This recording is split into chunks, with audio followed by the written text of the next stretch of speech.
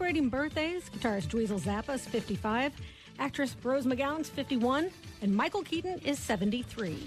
With a successful movie career already in his back pocket, actor Michael Keaton probably doesn't need the money. But this much you can't dismiss. And that's the fact that with a projected $145 million opening weekend for the new Beetlejuice movie, he's going to go from... What do you think of this?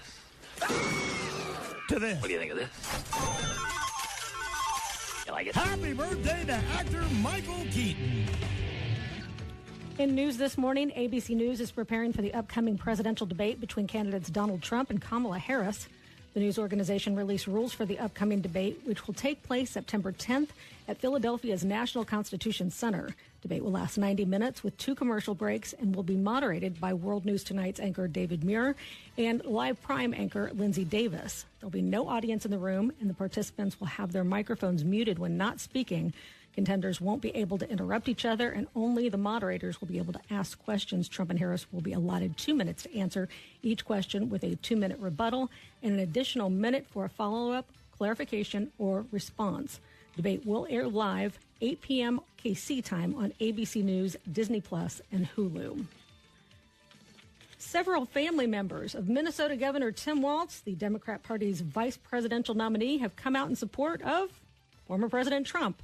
A photo surfaced online showing several people wearing blue T-shirts with the words, Nebraska Waltz for Trump. Well, hold on. No, it actually says Nebraska Walzes. That was the other thing, because I don't know the rules on this, but if your name is W-A-L-Z, are you W-A-L-Z apostrophe S's? Okay. When you put that, because so it's the Walzes for Trumps now, not the Waltz for Trumps. So somebody had pointed out, I was watching, something came across the news, and I wouldn't even have noticed it other than it made me laugh. Do you put the apostrophe S on your name? I think it's the ES. Is it? Yeah, if it's your name? Yeah, it's like if saying a waltz, like multiple waltzes. See, nobody knows. I just said walls for Trump.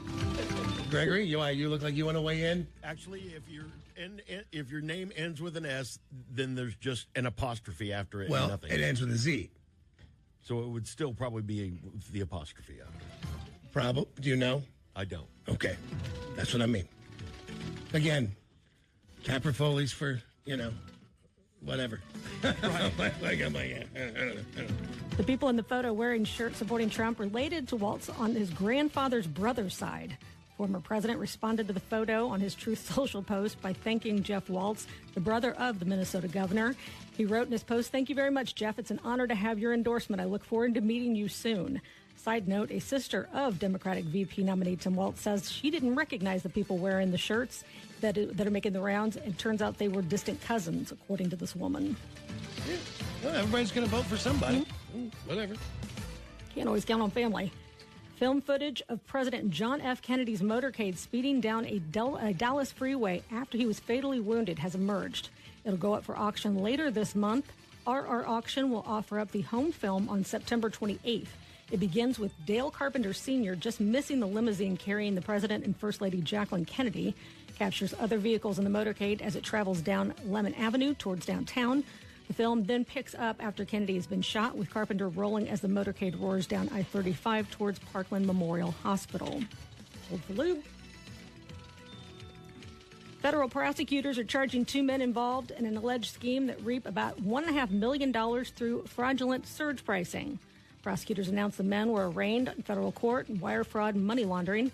They say the men sold hacked smartphones loaded with illicit apps, including one called Screwbird, to more than 800 Uber drivers. The apps allowed drivers to manipulate Uber software by viewing potential riders' destinations and fares before accepting rides by faking their locations in areas with higher demand or surging prices. According to a study, 7 in 10 dog owners care more about their pet's health and happiness than their own. 43% admitted they wouldn't feed their pooch anything they wouldn't eat themselves. That's not true at all. I would not eat dog food.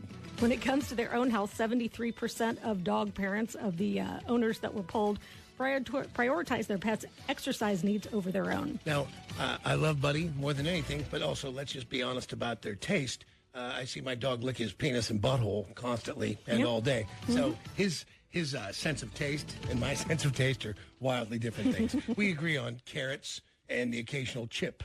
Yep. But past that, we each have our own food. There's also a huge disparity between the time people take to see medical experts for themselves and their pets. For a non-life-threatening condition, people estimate they would wait an average of 8 days to see a doctor, whereas they see it much more vital for their dog and would only wait about 3 days to book a vet appointment for their friend. Of course. Listen, they can't speak for themselves. Our job is to watch them. They can't tell you if they're sick. They can't tell you if they hurt. They can't tell you if anything is in pain. We have to watch them and guess. And if you can't guess correctly, then you got to take them somewhere and have them looked at. And if you don't, you're a crap parent. That's it. You'd argue that with anybody. We have the choice of being stupid about our own health, and we do it all the time. They don't. They can't tell us. We have to take care of them. A house is for sale in Southern California. A one-bedroom, one-bathroom bungalow in suburban Monrovia, east of L.A., was crushed by a tree back in May with 2 renters and 2 dogs inside. Now, luckily, there were no injuries, but a fence and most of the roof were mangled. Now, what's left of the property, with missing walls, hanging wires, and no ceilings, is for sale for $500,000. Listing agent, of course, jokingly calls it an open concept floor plan, but they do say the listed size of 645 square feet is based on measurements taken before the tree fell. The electricity's turned off, but plumbing still works. An 18-year-old from Riverside's facing charges after he allegedly fired shots into 2 homes in Kearney. Police arrested Connor Landy for allegedly shooting into 2 occupied homes. Officers responded to the scene around 9:30 a.m. and found multiple bullet holes in the residence. He is held in the Clay County Detention Center. The grand jury has indicted a man previously charged with drug trafficking in Clay County. 21-year-old Josiah Langston was indicted this week on multiple drug-related charges. You may remember this story. Deputies arrested him in August in an industrial area south of Worlds of Fun following one of the largest fentanyl busts in the county's history.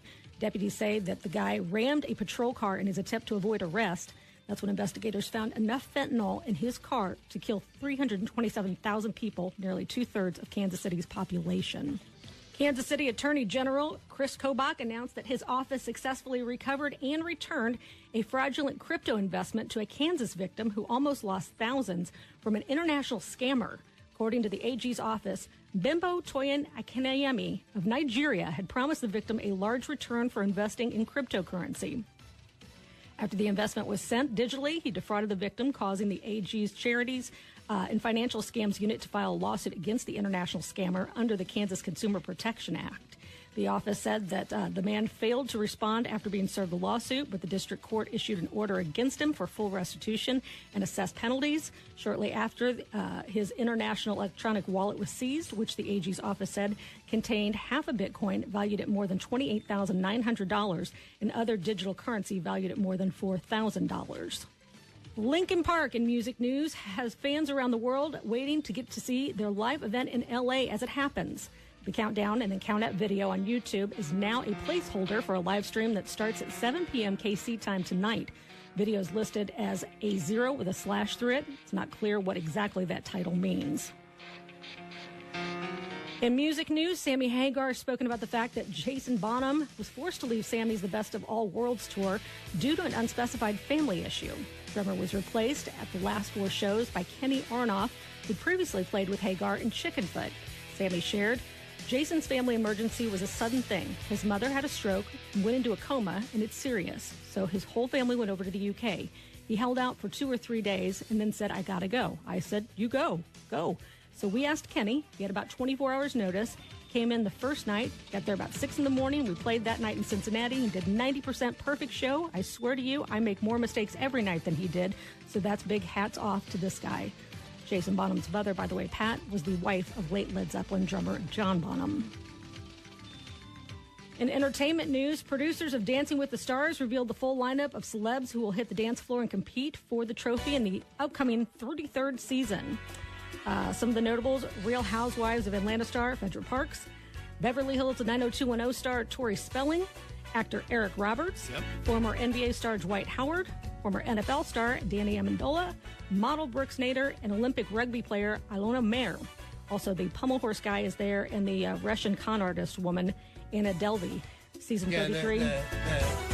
Fake heiress. Anna Delvey, that's another super weird. You either know the story or you don't, because she has absolutely no fame or celebrity outside of this one story that she was this incredible con artist with a fake accent She came in and said her parents were this Hungarian super billionaires, and there was a million different stories floating around, but she managed to get free hotel rooms in New York City, managed to get money invested. She lived as a grifter to the tune of hundreds of thousands of dollars, if not millions. And everyone believed her because she had this perfect shtick with no background. Nobody knew her. Nobody understood her. She walked into New York City and somehow almost took over the New York City underground art world. She had millionaire people, heiresses, people with money letting her stay in these giant, beautiful, like hotels, the kind of hotels that don't have a name on the front. That kind of hotel, the kind of hotel that you don't even realize is a hotel unless you happen to know. Yeah. And she was running up like $50,000, $60,000 hotel bills, flying around the world, people investing in her. And finally, it turns out she had absolutely nothing going on. She had hoped, like many Ponzi people, to figure it out as she was taking their money. And then, of course, then she would allegedly turn it around. Right. And everything would be just fine. She went to jail. They shot a documentary, and now she's on Dancing with the Stars, wearing, by the way, the low jack, if you noticed. Yep. Yeah. That was what I was going to add. By the way, that premieres again September 17th on ABC and Disney+. And finally, a flight from Boston to Rome was forced to turn around over the Atlantic Ocean and land in New York due to another blowout. In the past year, 3 flights were either forced to make an unplanned landing or canceled due to a passenger with severe diarrhea.